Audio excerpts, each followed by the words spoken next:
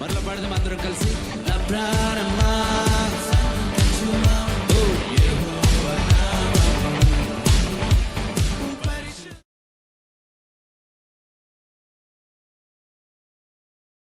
అందరికీ కూడా ఈ 2026 నూతన సంవత్సరంలో మొదటి ఆదివారానికి రెండవ సర్వీస్కి మిమ్మల్ని అందరినీ కూడా ఆహ్వానిస్తున్నాను. God bless you. ఈ ఉదయకాలమున దేవుడు నా హృదయంలో ఉంచిన వాక్యమును చాలా చిన్నగా స్పష్టంగా చెప్పాలనుకుంటున్నాను. హెబ్రీలకు రాసిన పత్రిక 12వ అధ్యాయము 14వ వచనం. మనకు ఇక్కడ రాయబడిన ఈ యొక్క లేఖన భాగము ఓల్డ్ టెస్టిమెంట్లో నుంచి తీసుకున్నది. పౌలు భక్తుడు పాత నిబంధనలో రాయబడిన ఒక సంఘటనను, ఒక పనిని దృష్టాంతంగా ఇక్కడ మనకు ఆయన కోట్ చేస్తూ ఉన్నాడు. ఎవరి గురించి చెప్తా ఉన్నాడంటే ఏశావు అనే వ్యక్తిని గురించి చెప్తా ఉన్నాడు. ఈ ఏశావు ఎవరంటే ఇస్సాకుకి 2 కుమారులు. ఒక కుమారుని, పెద్ద కుమారుని పేరు ఏశావు, రెండవ కుమారుడి పేరు యాకోబు. అయితే వీరిద్దరూ కూడా ఏశావేమో వేట చేసి ఆ మాంసమును ఆ గుడారంలో నివసిస్తూ ఆ విధంగా ఉండేవాడు. యాకోబు ఏమో పొలము పంట పండించుకుంటూ సాధువుగా ఉండేవాడు. అయితే ఒకరోజు ఏశావు ఓల్డ్ టెస్టిమెంట్లో ఉంది స్టోరీ ఏంటంటే ద్వితీయోపదేశ కాండము 21వ అధ్యాయము 17వ వచనం మొదట చూద్దాము. తర్వాత యాకోబుకు ఏశావు తన జ్యేష్ఠత్వమును చిక్కుడుగాయల కూర కొరకు అమ్మివేసిండు. సో ఏమంటాడంటే ఒకరోజు అలిసిపోయి ఉంటాడు, వేటాడి అలిసిపోయి ఉండి తమ్ముడు చిక్కుడుకాయల కూర చేస్తూ ఉంటే నేను అలసిపోయినను, అలసటగా ఉంది నాకు, నువ్వు చేసిన కూరలో నాకు కొద్దిగా భాగం ఇమ్మంటాడు, నాకు కొంచెం పెట్టి నన్ను తృప్తిపరచంటే యాకోబు వెంటనే ఏమంటాడు, నీ జ్యేష్ఠత్వము నాకు ఇస్తావా అంటాడు. జ్యేష్ఠత్వము అంటే పెద్ద కుమారుడు. ఆ పెద్ద కుమారుడు యొక్క ఆ యొక్క హక్కును ఏశావు ఏం చేస్తాడంటే యాకోబుతో అనాలోచితంగా నువ్వే ఉంచుకో, నేను ఇప్పుడు చచ్చిపోతా ఉన్నాను, నాకు ఈ జ్యేష్ఠత్వం కావాలా, అవసరమా అని చెప్పి దేవుడిచ్చిన ఆ యొక్క భాగ్యం, జ్యేష్ఠత్వం అనేది ఒక గొప్ప భాగ్యం. యూదుల యొక్క ఆచార ప్రకారము, వాళ్ళ యొక్క ఆజ్ఞల రూల్ ప్రకారము జ్యేష్ఠత్వము కలిగిన వాడికి తండ్రి ఆస్తిలో సగము భాగముకు పెద్ద కుమారునికి చెందుతుంది. మిగతా సగములో ఒకవేళ 10 మంది పిల్లలుంటే, అంటే ఆ కాలంలో యూదులకు చాలామంది పిల్లలు ఉండేవాళ్ళు, భార్యలు ఉండేవాళ్ళు, వాళ్ళ నుంచి వచ్చే సంతానం ఉండేది. ఆ సంతానం అంతటికీ కూడా ఫర్ ఎగ్జాంపుల్ 1 ఎకరం పొలం ఉంటే అందులో సగము జ్యేష్ఠుడికి ఇచ్చేయాలి, పెద్ద కుమారుడికి.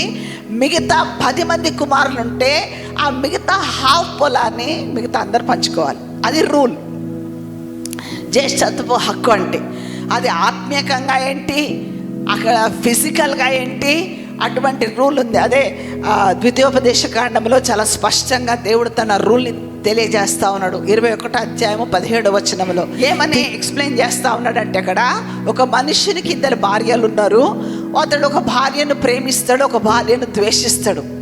ద్వేషించే భార్యకు ఒకవేళ జ్యేష్ఠుడు పుట్టినట్లయితే అతడు ప్రేమించే భార్యకు, పిల్లలకు ఆ జ్యేష్ఠత్వ హక్కు ఇవ్వడానికి వీలు లేదు.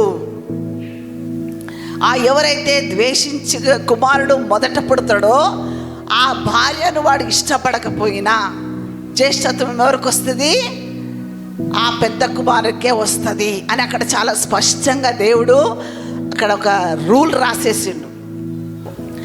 యాకోబుకు ధర్మశాస్త్రం బాగా తెలుసు, వాక్యము బాగా తెలుసు. వాక్యంలో ఏది చేస్తే ధర్మశాస్త్రం అంటే వాళ్ళకి 5 గ్రంథాలు చిన్నతనం నుంచి వాళ్ళు నేర్పించేస్తారు యూదులు నేర్చుకోవాలి, కంపల్సరీ అది. సో అందులో యాకోబు బాగా నేర్చుకున్నాడు. దీనిని బట్టి, లేఖనాలను బట్టి చూస్తే ఏశావు లైట్గా తీసుకున్నాడు దేవుని యొక్క వాక్యాన్ని. అయితే అందుకే ఏశావు ఏమంటాడు, నా జ్యేష్ఠత్వ హక్కు వల్ల నాకేమొస్తుంది, నువ్వే తీసుకో అంటాడు. ఎప్పుడైతే యాకోబు జ్యేష్ఠత్వ హక్కు తీసుకుంటాడో ఆ హక్కు ద్వారా ఆయన ఏమవుతాడంటే ఇంటికి మొదటి కుమారుడు అవుతాడు. ఆమేన్, హల్లెలూయా. తర్వాత మొదటి కుమారుడు అవ్వడమే మాత్రమే కాదు, యాకోబు వంశమే ఇశ్రాయేలుగా దేవుడు ముద్ర వేసిండు. ఆమేన్, హల్లెలూయా. అంత మాత్రమే కాదు, యాకోబు పిల్లలైన యూదా గోత్రము నుంచి యేసు ప్రభు వారి లోకంలోనికి వచ్చిండు. ఏశావు కూర కొరకు ఏం చేసిండు? తన జ్యేష్ఠత్వ హక్కును అమ్మివేసిండు. For only one dish, even రోజంతా తిండి కూడా కాదు, ఓన్లీ వన్ డిష్. మన లోపల అంతకు ముందు రాయబడ్డ మాట ఏంటంటే, చేదైన వేరు. ఏ విధమైన చేదది? నీ జ్యేష్ఠత్వాన్ని అమ్మివేసుకునే చేదైన వేరు. అది ఏదైనా మనలో ఉంటే దాని పైన ఇంకా రాయబడ్డది ఏంటంటే పరిశుద్ధత, సమాధానం. ఈ పరిశుద్ధత అనేది నీకు పోయిందనుకో, నీ లోపల ఏం స్టార్ట్ అయినట్టు? నా లోపల ఏం స్టార్ట్ అయినట్టు? చేదైన వేరు స్టార్ట్ అయినట్టు.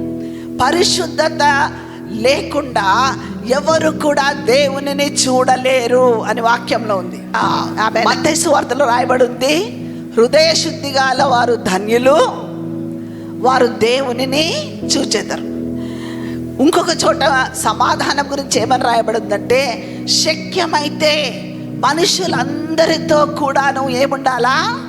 సమాధానముగా ఉండాలి, సమాధానాన్ని వెతికి వెంటాడాలి. ఈ రెండు విషయాల్లో ఇక్కడ పర్టికులర్గా ప్యాసేజ్ రాయబడింది. ఆ పారాగ్రాఫ్ అంతా కూడా మనకు వివరిస్తూ ఉన్నాడు దేవుడు. ఆ వివరణలో నీకు సమాధానము కానీ, నీ పరిశుద్ధత కానీ, నువ్వు ఒకలా కోల్పోయిన పరిస్థితి నీకు వచ్చినట్లయితే, నువ్వు ఏ పరిస్థితిలో ఉన్నావంటే పూట కూటి కొరకు నీ జ్యేష్ఠత్వాన్ని, అంటే నీ రక్షణను నువ్వు అమ్మివేసుకున్న స్టేజ్లో ఉన్నావు. హల్లెలూయా. పరిశుద్ధత విషయంలో ఏమని రాసిండంటే, ఏశావు విషయంలో ఏమని రాసిండో చదువుదాం ఒకసారి మనము. అదే 12 అధ్యాయము 14 వచనములో చదవండి. అందరితో సమాధానమును పరిశుద్ధతయు కలిగి ఉండుటకు ప్రయత్నించుడి. పరిశుద్ధత లేకుండా ఎవడును ప్రభువును చూడడు. మీలో ఎవడైనను దేవుని కృపను పొందకుండా తప్పిపోవునేమో అనియు, చేదైన వేరు ఏదైనను మొలిచి కలవరపరచుట వలన అనేకులు అపవిత్రులై పోవుదురేమో అనియు, ఒక పూట కూటి కొరకు తన జ్యేష్ఠసత్వపు హక్కును అమ్మివేసిన ఏశావు వంటి భ్రష్టుడైనను. ఏశావుని ఏమంటున్నాడు దేవుడు? భ్రష్టుడు, వ్యభిచారి అంటుడు. వ్యభిచారం చేయలే ఆయన, బట్ ఆజ్ఞను మీరినట్లయితే, నేను అస్సలు ఒక స్త్రీని కన్నెత్తి చూడను మేడం, ఒక పురుషుని నేను కన్నెత్తి చూడను, నా లైఫ్ ఏదో నేను బ్రతుకుతాను, మంచిదే. కానీ నీ రక్షణను పణముగా పెట్టి నువ్వు ఏ తప్పుడు పని చేసినా, ఏ మిస్టేక్ చేసినా, ఏ గీత దాటినా దేవుడు నిన్నేమంటే వ్యభిచారి అంటున్నాడు. చాలా సీరియస్ అది. భ్రష్టుడు అంటున్నాడు. భ్రష్టుడు అంటే ఆడు భస్మం అయిపోయినాడు, పనికి మాలినవాడు, అంటే వాడు యూస్లెస్. ఇంకా వాక్యంలో ఒక పెద్ద విశ్లేషణ ఏమనంటే, పిల్లల్ని మనం కొట్టొచ్చా, కొట్టకూడదా? పిల్లల్ని అస్సలు కొట్టకూడదు, అస్సలు కొట్టకూడదు. ఎందుకంటే పిల్లల్ని కొడితే సైతాన్ సంతోషిస్తుందంట బాగా. Devil will enjoy. ఎందుకు ఎంజాయ్ చేస్తుంది? నీ పిల్లల్ని నువ్వు కొడితే డిసిప్లిన్ విషయంలో దయ్యం చాలా సంతోషిస్తుందంట. ఎందుకు తెలుసా? పిల్లలు దేవుడిచ్చిన బహుమానం. కొట్రా బాగా దేవుని బహుమానాన్ని, చితగొట్టు అంటది. హల్లెలూయా. నీ పిల్లలు నీకు దేవుడిచ్చిన బహుమానం. నువ్వు బహుమానం అని నమ్మినట్లయితే వాడిని నువ్వు బతిమిలాడతావు అంతే. దేవుడు నీ ప్రార్థనకు జవాబిస్తాడు. వాడు ఎంత మొండితనంగా ఉంటే అంత మోకరించి ప్రార్థన చెయ్యి, వాడు మారుతాడు. మారడం కాదు, గొప్ప దైవజనుడు అవుతాడు. ఆమేన్, హల్లెలూయా. ఈ చేదైన వేరు చాలా భయంకరము, కనబడనది. రోమా 8:13. మీరు శరీరానుసారముగా ప్రవర్తించిన ఎడల చావవలసిన వారే యుందురు గాని, ఆత్మచేత శారీరక క్రియలను చంపిన ఎడల జీవించెదరు. ఆమేన్, హల్లెలూయా. చంపేయడం అంటే ఏంటి? అది మళ్ళీ మన లోపల పనిచేయకూడదు. ఆమేన్, హల్లెలూయా. అబద్ధము నీలో పనిచేయకూడదు, దుర్నీతి నీలో పనిచేయకూడదు, ఇంకా ఏంటి, మోసము నీలో పనిచేయకూడదు, అపరిశుద్ధత నీలో పనిచేయకూడదు, ఇంకా చెడ్డ మాటలు, చెడ్డ ప్రవర్తన, చెడు అలవాట్లు, హల్లెలూయా, చెడు అలవాట్లను కూడా చంపివేయుడి. చాలా సీరియస్ అది. ఏం చేయాలి? చంపేయాలి. చంపేయకపోతే ఏం చేస్తుంది? ఇంకో చోట రాయబడి ఉంది, అది మిమ్మల్ని చంపివేయును. ఎన్నడూ ఊహించని సంఘటనలను దేవుడు నీ ద్వారా, నీ కొరకు, నీ చేత చేయిస్తాడు.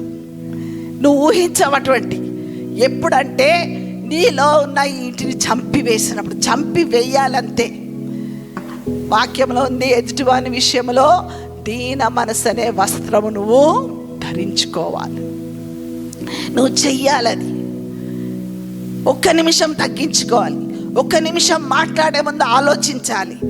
ఆలోచన లేకుండా ఏశావు చేసిన యొక్క అమ్మివేసుకున్న పరిస్థితిని మనము చేసుకోవద్దు. నేను ఒకటే చెప్తా ఉన్నాను సంఘానికి, ఏంటంటే దేవుడు మన సంఘం విషయంలో గొప్ప కార్యాలు చేయబోతా ఉన్నాడు. హల్లెలూయా. నువ్వు నూతన బలము పొందుతావు. ఏం చేస్తావు? పక్షిరాజు వలె పైకి ఎగురుతావు, అలయక పరిగెత్తుతావు. ఆమెన్, హల్లెలూయా.